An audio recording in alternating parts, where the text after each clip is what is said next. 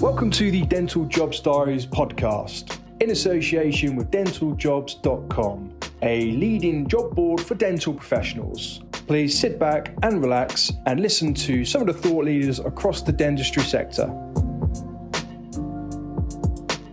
Hello everyone, welcome to a further podcast episode with the Dental Job Stories in association with dentaljobs.com. I'm really excited to have our new guest, Derek Del Simone from Abano Healthcare Group, Chief Talent Officer in Sydney. Derek, what time is it over there? It's 5 p.m. for us, just gone 5 p.m. 5 p.m. And how's your week looking? How's it all going over there? It's going pretty well, mate. I'm actually doing the East Coast crawl at the moment. I've been up in Cairns, down to Brisbane. I'm down to Melbourne tomorrow. And unfortunately in Melbourne, it's 7 degrees. So I'm not used to that weather. But you're traveling around to all the beautiful locations, right? I'm in the UK. It's a little bit breezy out there. It's still raining, and you're over there, loving life. What's it like? What's it like living over there? Look, it's a great lifestyle. I mean, it's 7 degrees, but it is our winter. And I suppose for you guys, 7 degrees is your summer.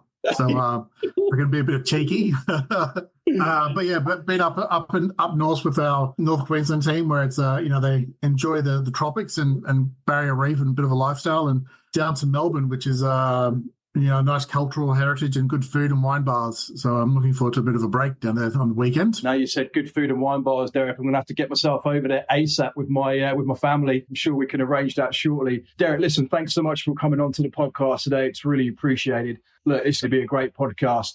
So Abano Healthcare Group, largest DSO in Australia and New Zealand? Yeah, largest DSO in the region, just got over 260 practices, about 130 in each country, I should say. So 1300 Smiles, Maven Dental in Australia, and then we have Lumino the Dentist in New Zealand. Predominantly general practices, but we have 20 specialty practices also in the group. So nice offering across Australia and New Zealand.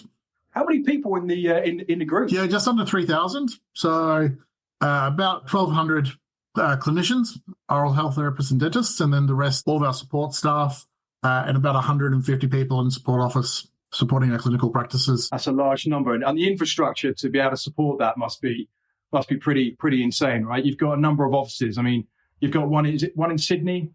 Well, you've got a number of offices. Yeah, a number of offices. We're headquartered in Brisbane, in Queensland, and then we've got offices in Melbourne. We're about to have an office in Sydney, Auckland. We've got a couple of sort of smaller satellite offices around Australia and New Zealand, depending on the need for the team. Brilliant. Your role, Chief Talent Officer. I mean, that sounds like a big challenging role with the amount of numbers you've got in the company. So what does your role look like, Derek? And what are you up to? Yeah. So a newly created role in the company, and I've followed over the CEO from my previous life in the veterinary world. And the focus is really to develop opportunities for our clinicians and our clinical support staff within Abano.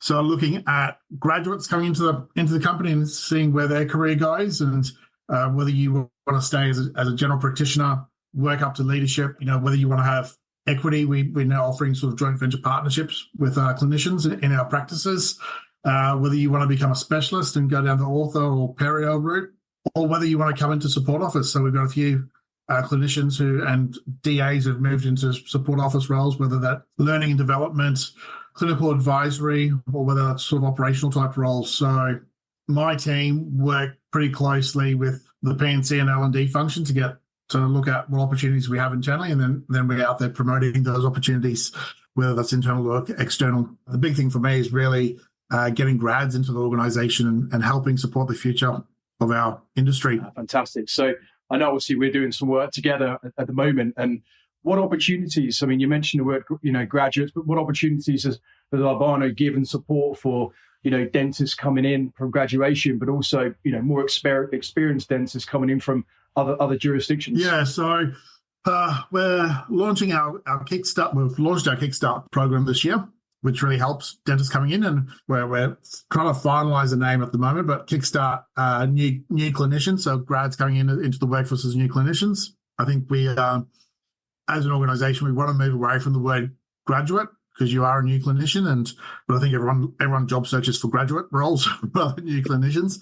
And now we're targeting the UK and looking at UK clinicians who want to come across to Australia and have a work, or New Zealand and work. And we've got a few opportunities for these guys now, whether it's if you're under 35 and want to do a gap year, that obligatory 12 months in Australia, we're there to support the team with our gap year program, and then sort of, engagement, settling in 3 days of induction to get used to the clinical practice in Australia and then get you into the workforce.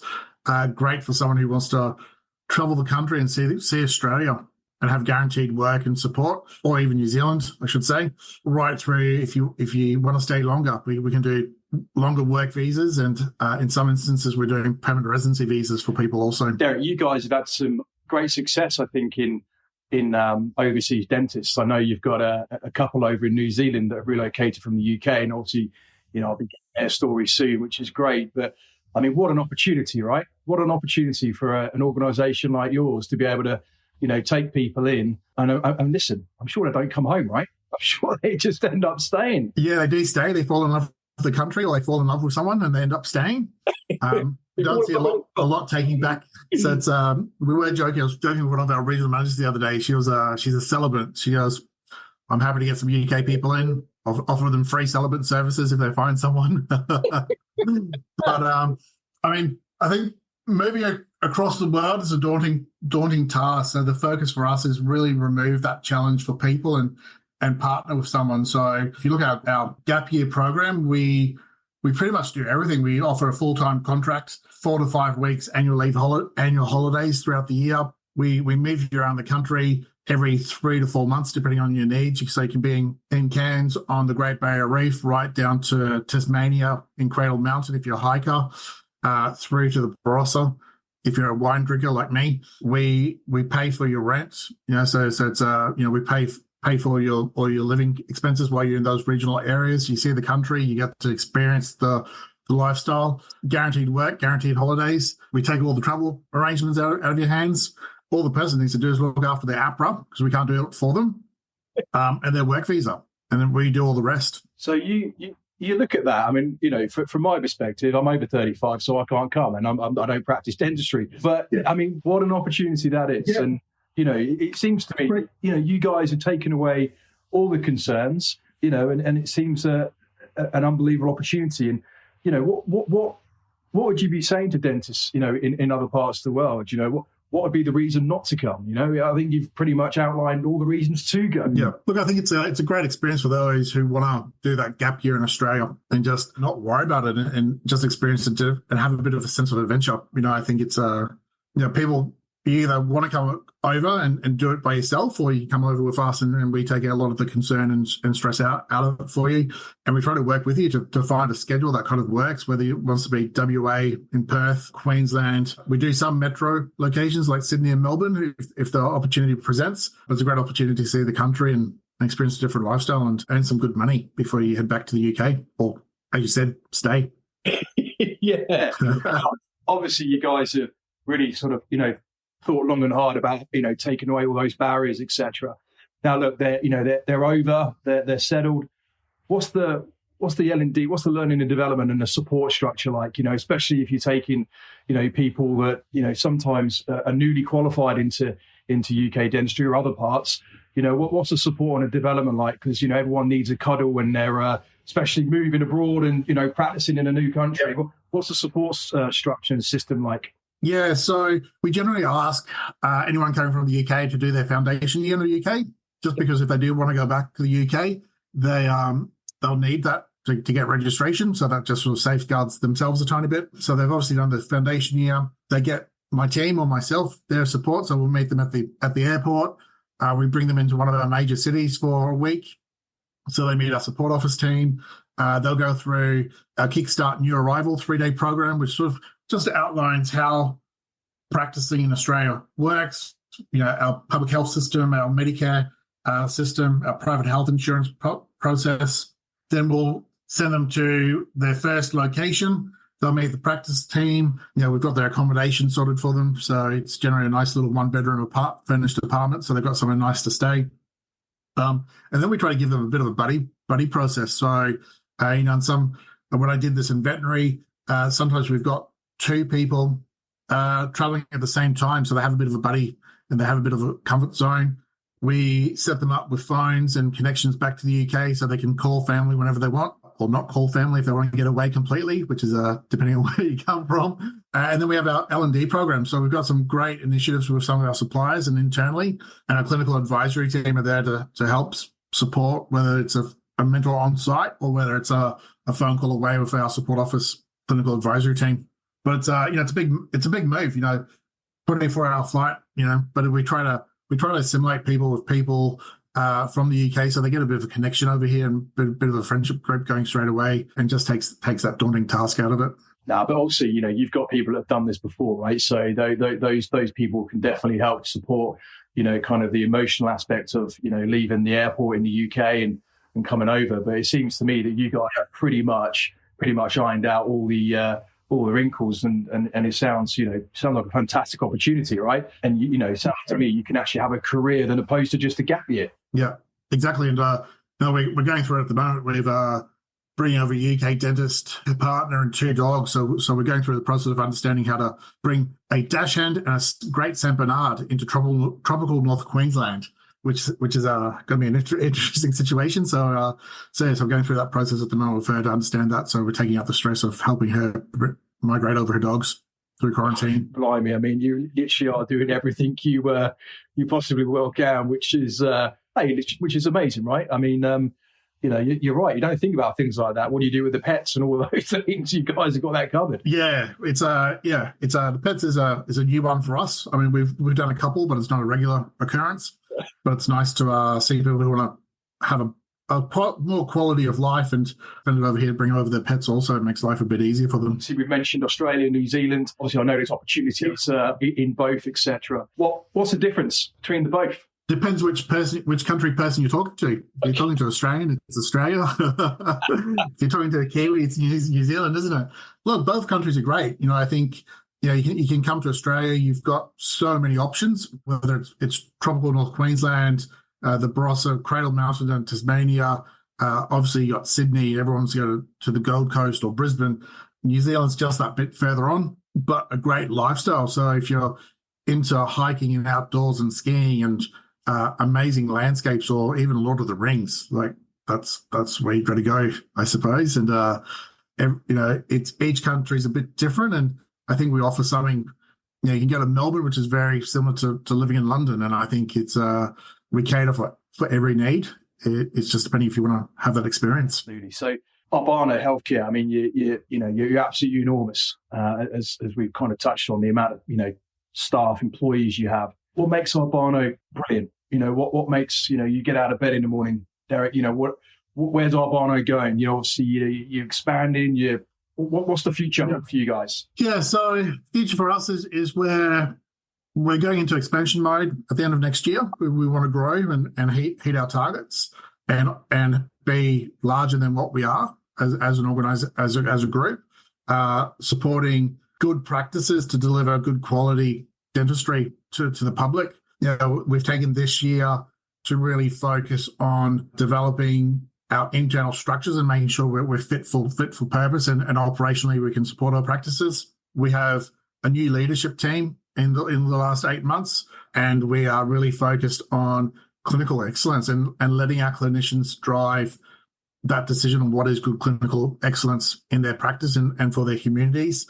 We hope to be 400 practices within 3 years. So we've got a bit of growth to go, where we will focus on predominantly Australia in that growth, because we're pretty large already in New Zealand.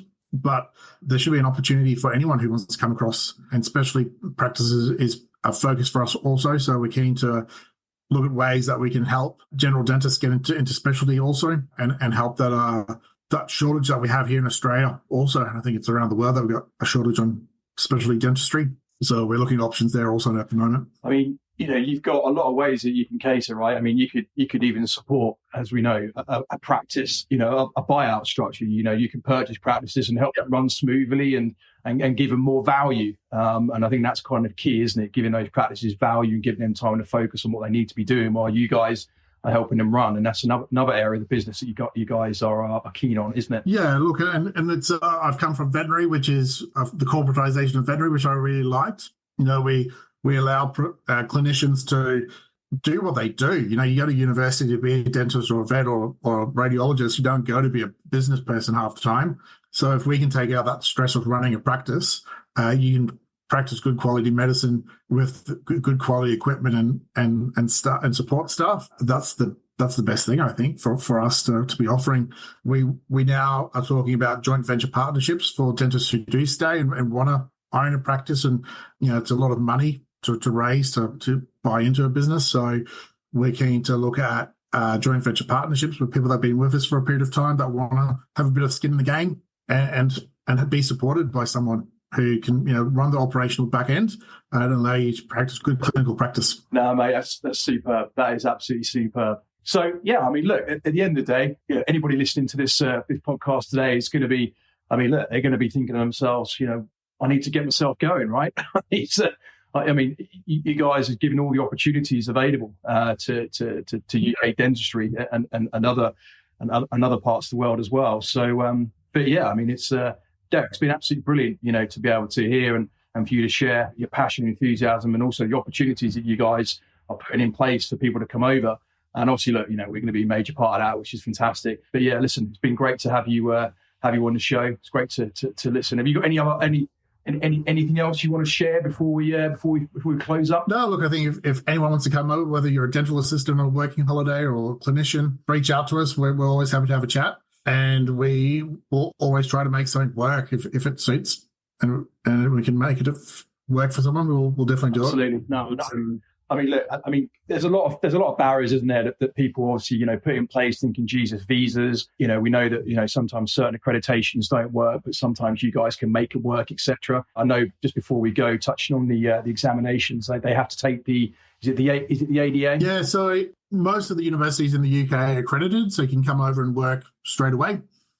If you don't have a pre-approved degree, we'll need to put you through the Australian Dental Council exams, which is a 3-part process.